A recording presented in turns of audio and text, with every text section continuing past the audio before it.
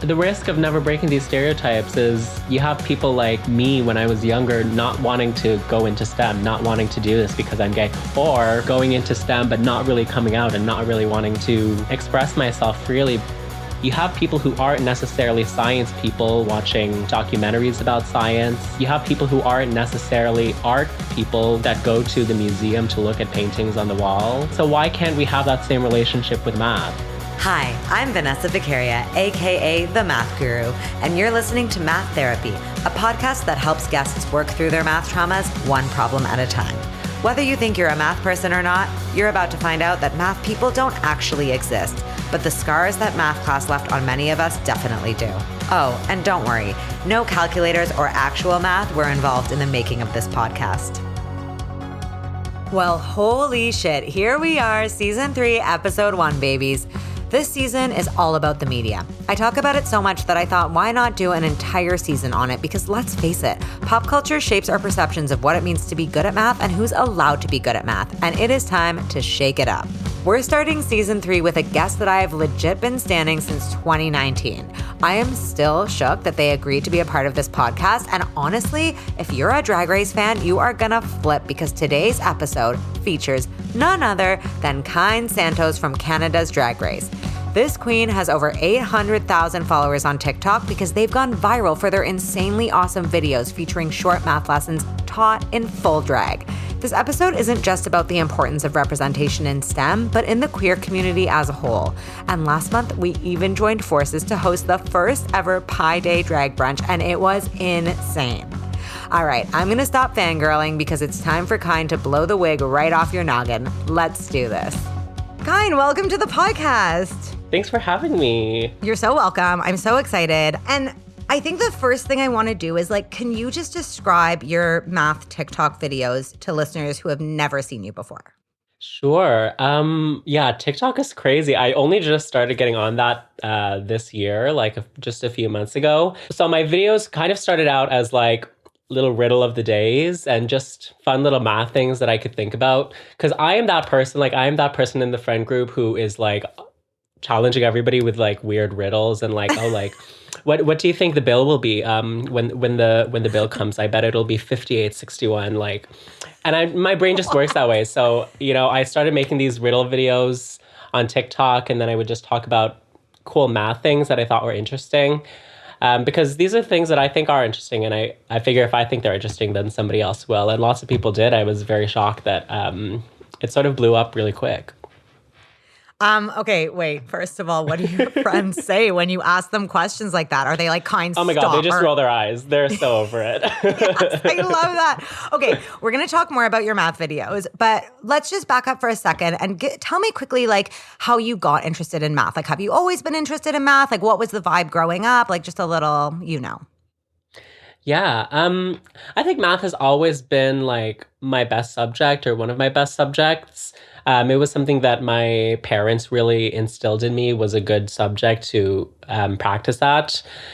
And so I always remember I found that it came quite naturally to me. And then it wasn't until high school that I really started getting very passionate about it. Because, when I was younger, I saw math as sort of just adding 1 plus 1 and doing this calculation.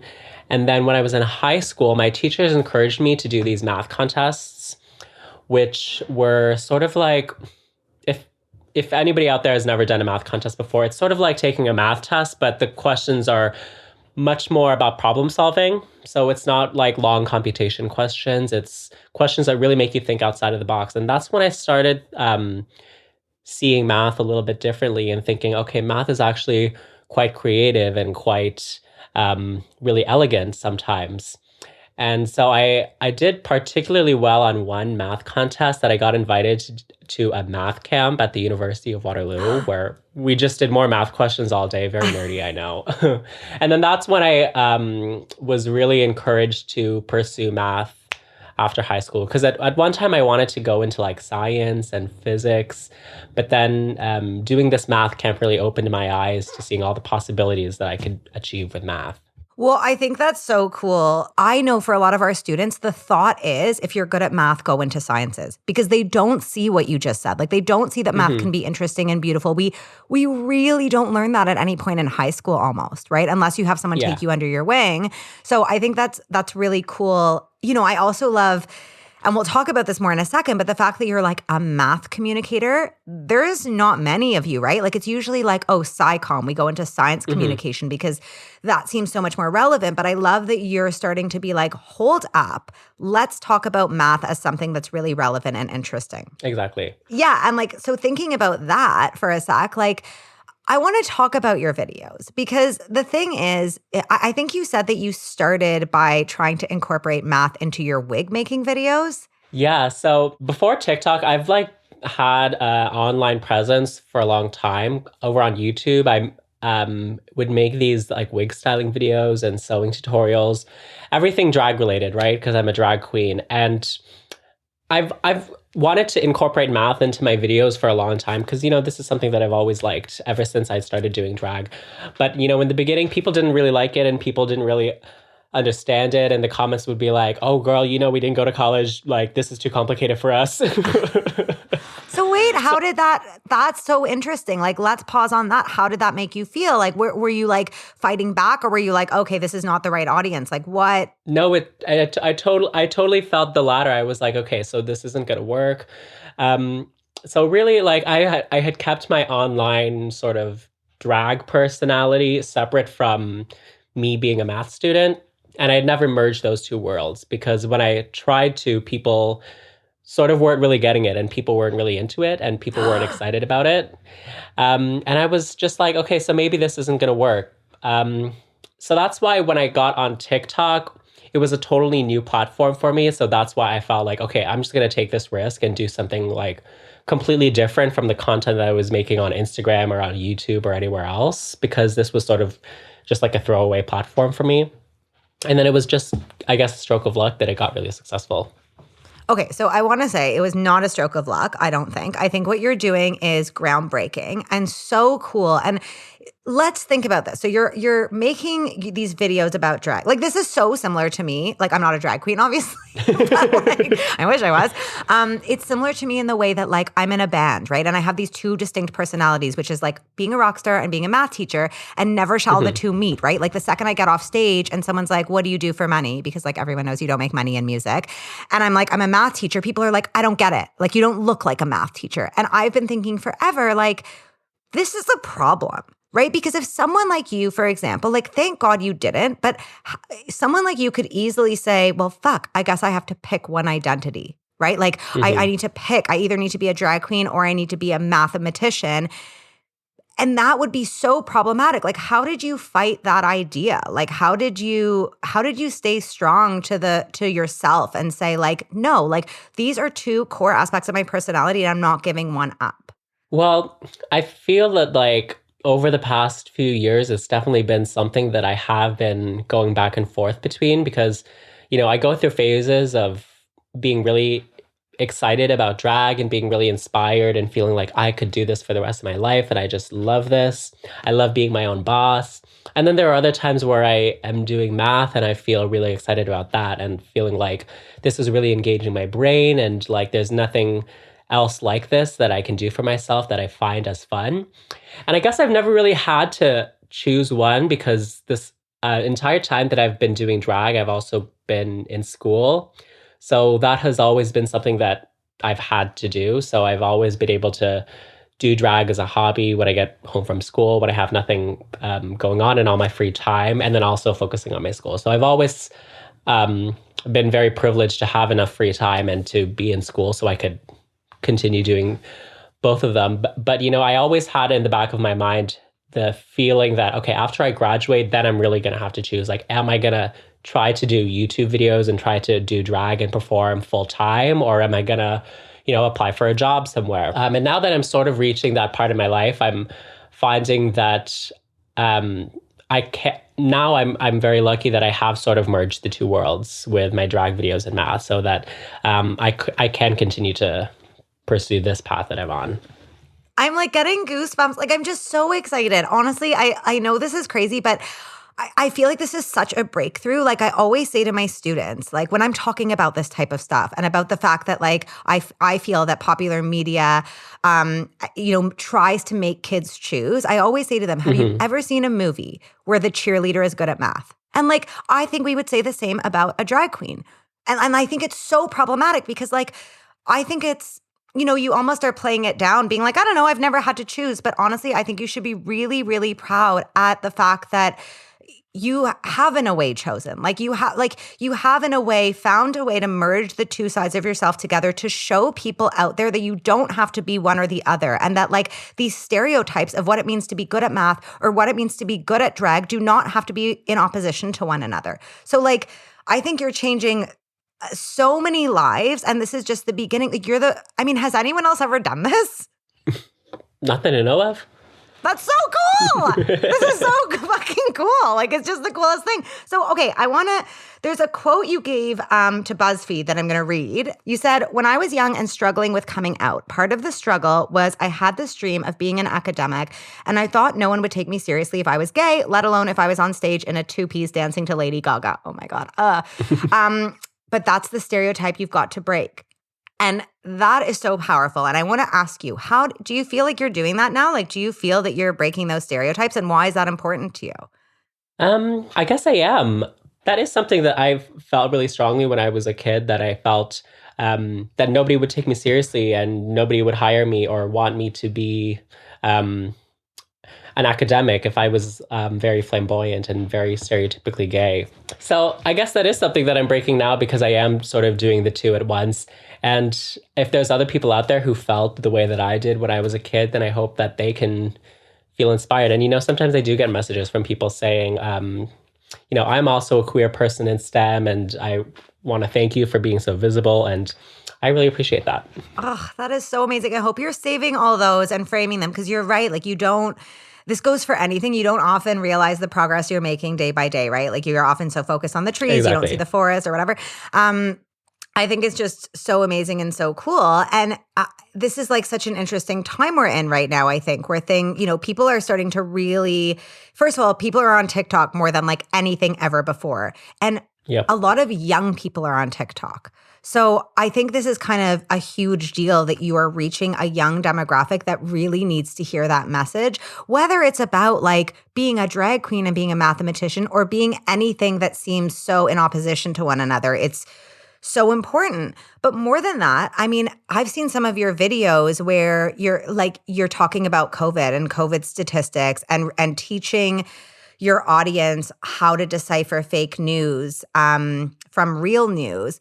How has that like been kind of going for you? Because I'm very curious. Again, we talked about how like, science communication is such a big thing, but I've been saying since the beginning of the pandemic that, and the beginning of many of the social movements we've seen this year, that part of the reason the public cannot get on board with scientific policy or anti-racist policy is that they simply do not understand the numbers.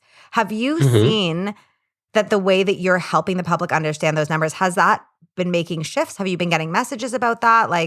Yeah, people love the PSAs. And I think math is something that is so relevant to our time. I make these videos for two reasons. Number one, I think math is fun and it's beautiful and it's interesting to study just on its own. But I also think that math is so important in this world.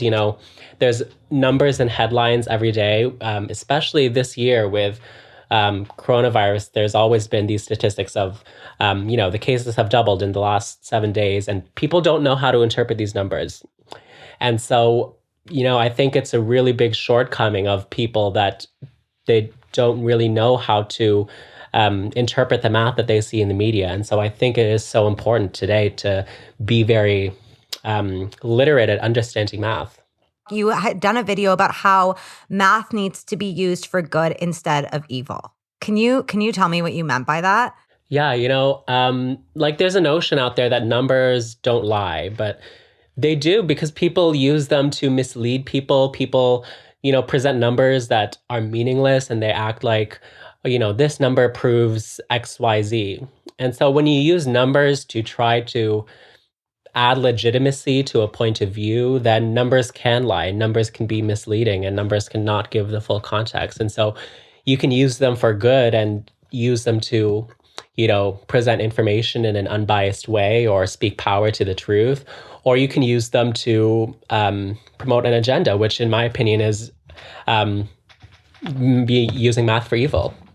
Okay, so what do you think about my theory that I've been forming since about like June, that conspiracy theorists are either, okay, I don't even know which one. Either they're like, they don't understand math, so they're just like kind of using it for evil, or what's even more evil, they totally fucking understand the math and understand how to manipulate people with it. They're using their knowledge that the public mostly is afraid of math to throw numbers in their face to sort of like, what's that saying? When you're like, purple elephant or something? I don't know. No, what's the distraction thing? Red herring? Red herring. Some sort of red herring. Maybe.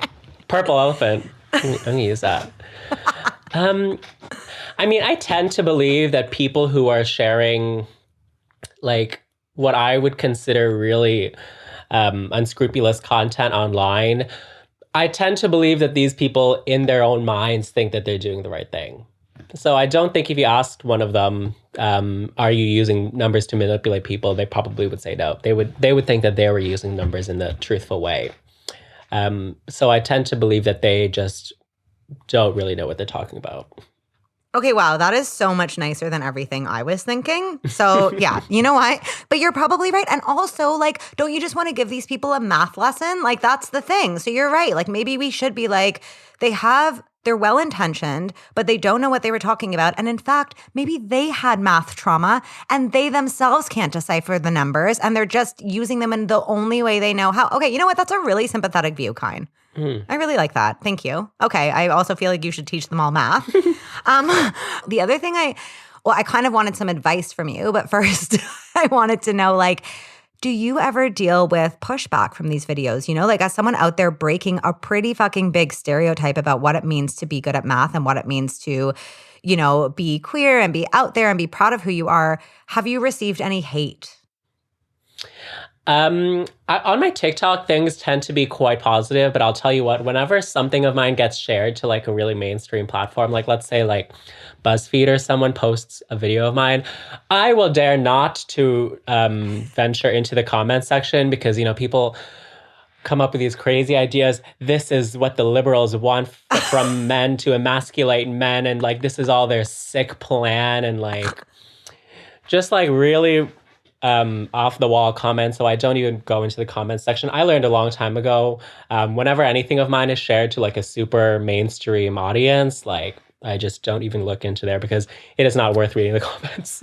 Okay, but honestly, how do you do that? Like, people keep giving me that advice and I'm like, yeah, of course. And then obviously I go read the comments and like all it takes is one comment to like set me into the deep end. I know. Eventually it will get to a point where, well, of course, I hope this doesn't happen to you, but if ever it gets to a point where the comments really get so bad, then that's when you really learn, okay, I really need to not read the comments.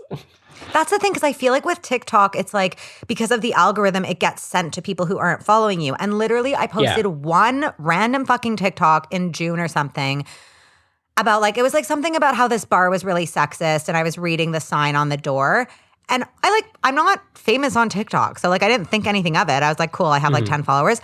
I picked up my phone an hour later and there were like 200 people being like, you're so ugly. Of course you're a feminist. Like all these comments about my nose. No, it was insane. It was traumatic. I was like, oh my God, they're going to hunt me down. They're going to kill me. Like I turned off the comments on the post. It like sent me into the deep end of like, how, first of all, none of the comments were even that bad. I mean, they were mean, but like in my mind, I was like, wow, like, this can get, that this can get so bad. You hear about this all the time. You hear about death threats. You hear about it. So like, I kind of was like, had to make this decision, which I haven't made yet, but of like, if I want to really have my voice heard on these platforms, I have to kind of like grow a tough skin and be able to deal with this. Yeah, I sort of agree with that. It does take a tough skin, but I think there's nothing wrong with curating your comment section and setting restrictions on who can leave a comment, because it does take a toll on you. No matter how thick you think your skin is, like it does hurt to read some comments, and some of them really get to you. You know, you can read 100 really nice comments, and then all it takes is one mean comment, and it ruins your day. Yeah. But luckily, my comments on TikTok are not like that. You know, cross my fingers. Mm-hmm. I tend to think that if I want to change people's minds, I have to do it from a loving point of view. I have to, instead of coming at them really aggressively, I have to just show them that, you know, I am breaking a stereotype, and I am doing something that is, you know, in my mind, net positive for the world. You know, I'm trying to help the world and make it a better place with math and education. And so you have a hard time believing that there would be people who are against that, you know? But I think those people, you just can't reach.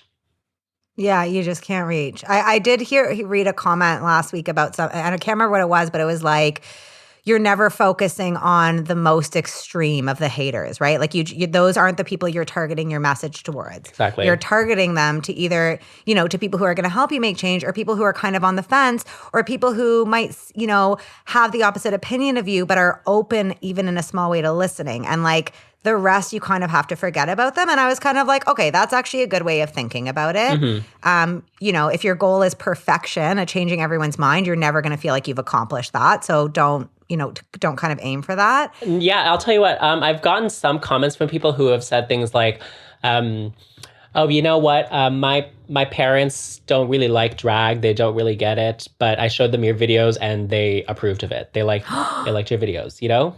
And I think that is a really good step in the right direction. So there are people out there who are willing to change their minds and open their minds a little bit. You know, if they think, oh, drag is really a gross, perverse thing, you know, you can show them this video of a drag queen talking about functions, and they'll say, oh, like maybe it isn't so bad.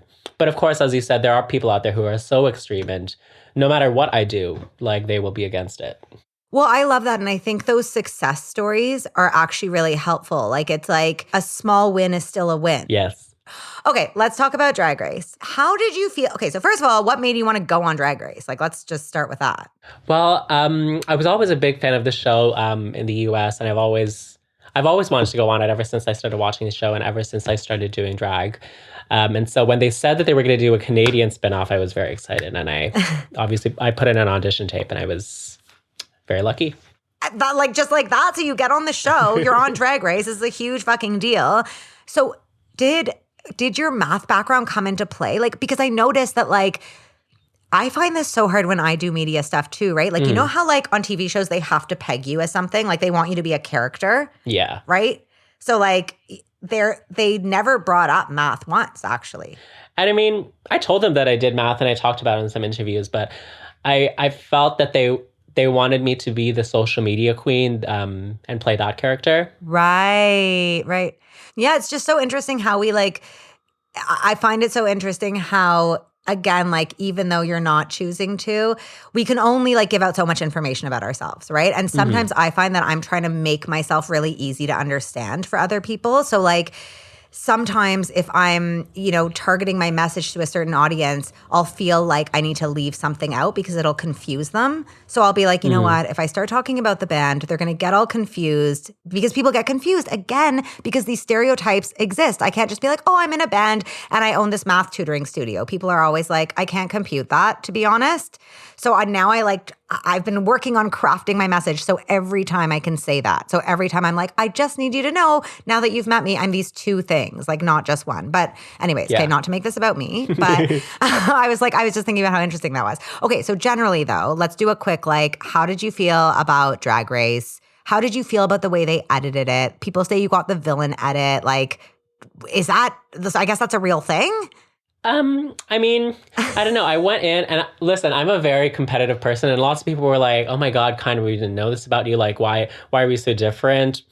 And I mean, it was a competition and I wanted to win, obviously. And I went in very competitive because that's kind of how I am. And, you know, I knew it was a reality TV show. I knew the cameras were on. So, you know, I'm going to have fun and, you know, not give a fuck and say what's on my mind. And I mean, I felt every time you go in and you do something on camera, you know that you are giving them the license to do whatever they want with that footage. Right. So, you know, I'm not going to sit here and be like upset or bitter about how it was edited because they have the right to do whatever they wanted. And um, obviously, it didn't go the way that I had planned, but it it made me feel very much like I had a big learning experience from it. And I think you learn a lot more from your losses than from your wins. And so it was a big experience for me. Yes, you have such a good attitude. Okay, so I mean, time is kind of running out, but you've been so fascinating to talk to, and you've said so many I want to mic drop everything you've said.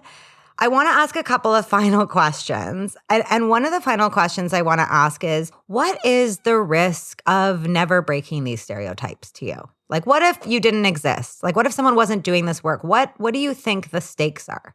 I mean, the risk of never breaking these stereotypes is you have people like me when I was younger not wanting to go into STEM, not wanting to do this because I'm gay, or going into STEM but not really coming out and not really wanting to express myself freely because I feel that I can't. And so, I mean, yeah, the world would it really change that much? Probably not, but you have lots of people like me willing to lie to themselves and willing to not live a free, fulfilling life. And why would you ever want that? Why would you ever wish that on someone else? I don't understand. I think everybody should be able to pursue whatever they want and live their lives truthfully. I'm literally trying not to cry, number one, because it wouldn't look good. And number two, Oh. because it'll be, but seriously, that was so beautifully said. And Kyne, I want to say, would the world not change? Yeah, like that, those are the stakes, actually. I think that the world will change dramatically because of the work you do. And the risk is that the world won't change because, yes, we're talking about individual freedoms and passions, but on a macro level, just economically, if we don't have diversity and representation in STEM fields, the world doesn't change. The world doesn't change to represent everyone and to meet their needs. And quite frankly, from a pure business perspective, you are more competitive in a global economy when you have diversity. So there is that, but also you're right. It's not just about STEM, it's about the way we treat people and see people and value their experiences. So I think, again, you're so humble, but seriously, you are changing so much more than, every person who you change or you help to see their true selves is a win. But I think you're changing a lot more than that. It is that, not to be all mathematical, but it is like an exponential butterfly effect. Those were two different mathematical terms. Sorry, guys. Okay, Yeah, the two I'll actually add to that. I think another important part is that there's lots of people out there who aren't open to drag queens or to gay people, and they have these stereotypes in their minds about what gay people are really like. And I think it's important to break those stereotypes and show that we're not just we're not just one-sided people. We're people with very complex personalities. We're people who have our own ambitions and fears, and we can be very competitive and very sassy, but we can also be very smart and very creative and bring something really valuable to the table when it comes to academia. Absolutely. So I often say you can't be what you can't see. And you're really showing people, you're helping them see what they haven't before. Was there anything that made you or helped you get the confidence to be what you hadn't seen before? When it comes to sort of integrating my math and my drag, I'll tell you who was a bit of a source of inspiration for me was Trixie Mattel from Drag Race. Because I remember she used to do interviews talking about playing music because she plays the guitar. And she used to say that her brand was this life-size Barbie doll. And she never thought that playing the guitar was something that she could mix into being a drag Barbie doll.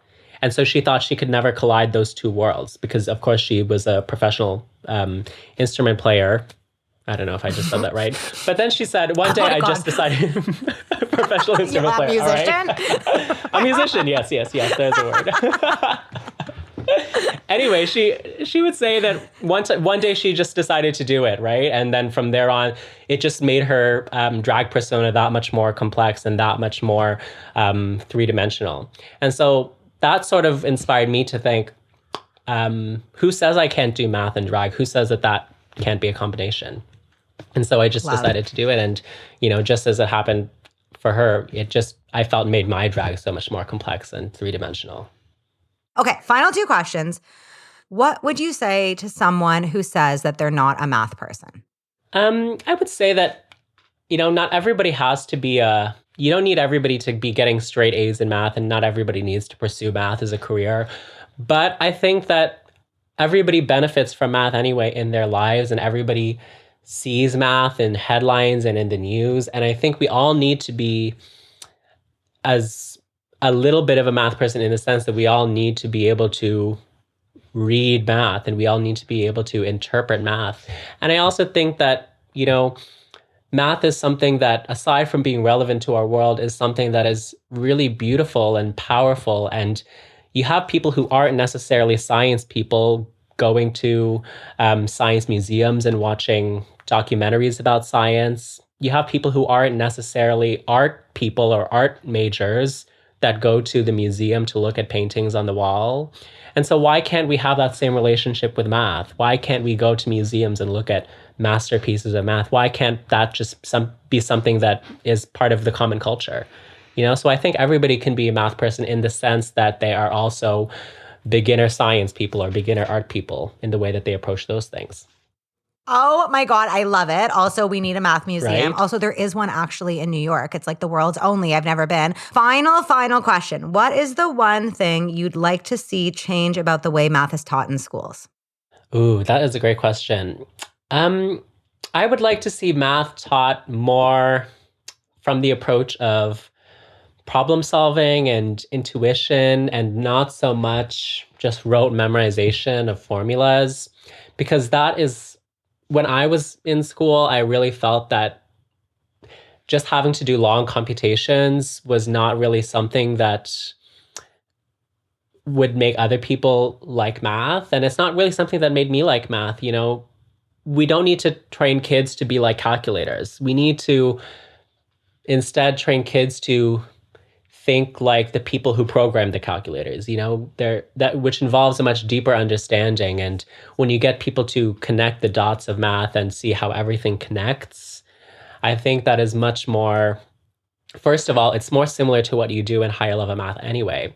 And second of all, it's more applicable to daily life and problem solving in the real world. You don't need people to know how to do the Pythagorean theorem when they grow up, but to understand why the Pythagorean theorem is so important and where it applies to the world is so much more important. Okay, tell our listeners where they can find you. Yes, so you can find me at Online Kyne on pretty much everywhere: YouTube, TikTok, Twitter, Instagram. That's online, and then Kyne is my name. It rhymes. It's easy. This has literally been so fun. You're so amazing. You're so inspiring. You have so much to share with our listeners. And I know everyone's going to leave being so inspired. I know I'm so inspired. Thank you so fucking much. Thanks for having me. This was also fun. Yay, bye. I'm crying. You're crying. I mean, I bet somewhere out there, even RuPaul is crying. I just love what Kyne said about representation in the queer community. And it is so true that our obsession with categorizing harms everyone, not just those in math. I am so happy this conversation happened, and I hope you are too. Follow Kyne everywhere, but especially on TikTok at Online Kyne. That's ONLINEKYNE. If something in this episode inspired you, please tweet us at Math Therapy, and you can also follow me personally at The Math Guru on Instagram or Twitter. Math Therapy is hosted by me, Vanessa Vicaria, produced by Sabina Wex, and edited by David Kochberg. Our theme song is Waves by Goodnight Sunrise, which is actually my band. If you know someone who needs math therapy or needs to hear someone else getting math therapy, please share this podcast and rate or review it on whatever podcast app you use. Those things actually make such a big difference. I am determined to change the culture surrounding math and to give math like a massive makeover, and I truly need your help. So spread the word. That's all for this week. Stay tuned for our next episode out next Thursday.